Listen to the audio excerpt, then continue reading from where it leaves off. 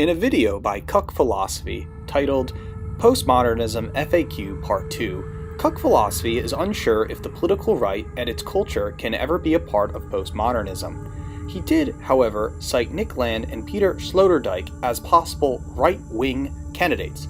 But why is there so little right-wing activity in postmodernism? Cuck Philosophy argues that the right is too focused on conservative or unchanging principles.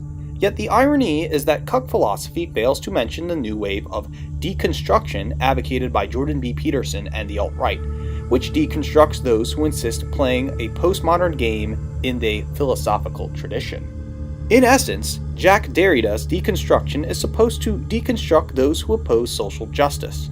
But what happens when a new generation, out of ignorance, starts using deconstruction against any left-wing agenda?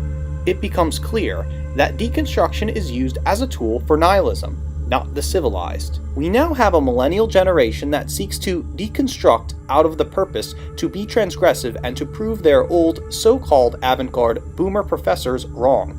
But what was the meaning or benefit behind postmodernism in the first place?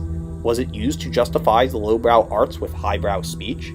Postmodernism, with so many principles to remember, collapses on itself and becomes a language game.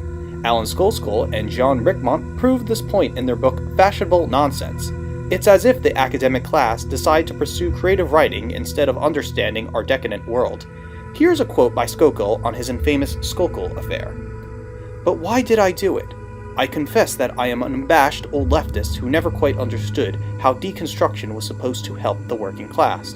And I am a stoogey old scientist who believes, naively, that there exists an external world and there exist objective truths about the world, and that my job is to discover some of them. Postmodernism fails as an intellectual pursuit with integrity, because it fails to use simple logic and language for the common people, and rather dances in rhetoric to justify transgender politics and open borders.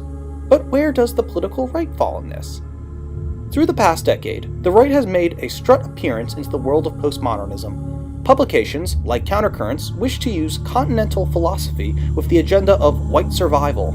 Often Countercurrents cite Martin Heidegger and Julius Evola as the real prophets of postmodernism. In Rachel Haywire's book, The New Art-Right, she argues for a new reaction that will transcend the meaningless left-wing hipness and create a new right-wing hipster class, because the right has become the new transgressive culture, which postmodernism has failed since it has become the norm in academia. Other books, like James J. O'Mara's The Homo and the Negro, and Buttercup Dew's My Nationalist Pony, present new and cutting-edge ideals about homo-nationalism and Zizekian-style cultural commentary, but for a white nationalist audience. The right wing as a concept has entered postmodernism. However, Unite the Right has happened in Charlottesville, and since then, the alt-right has remained defeated. This is a very similar story about the death of the political left, and since its death, it became cultural Marxism. In return, the political right has died and became cultural fascism. Capitalism still rules over us, and dictates culture. But where will postmodernism go? In fact, it's still a form of modernism, and we are living under it. But when is it okay to announce that postmodernism, or ultimately the death of modernism, will happen? Where is the future going? Can we imagine a future without capitalism, and a future which is anti-modernist? Postmodernism likes to preen itself as being neither left nor right, but too much association with the left has caused it to lose its reputation, and rhetoric for that matter. Postmodernism tries to understand itself as math, but ends up being autism created by a liberal boomer elite that is only interested in the arts, and it is only in the arts that it can create something new from postmodernism. Calling for a right-wing postmodernism was done by David Foster Wallace, and it didn't succeed. The right today wishes only to subvert the culture through metapolitics, to get the point of racial survival and tradition across. Instead of focusing on survival, the movement as a whole should focus on the replacement of capitalism and the creation of a new political order. I don't know what will replace postmodernism and the global elite, but I do know such philosophies like ethno-nationalism, safe spaces, race realism, and anti-liberalism is the way forward.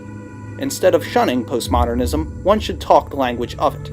Capitalism is a threat because it makes our lives worse, both for the left and the right. If Cuck Philosophy wants to disregard the concept of right-wing philosophy, he misses the point that he is playing a language game that only benefits the left, no matter how much he says he's not.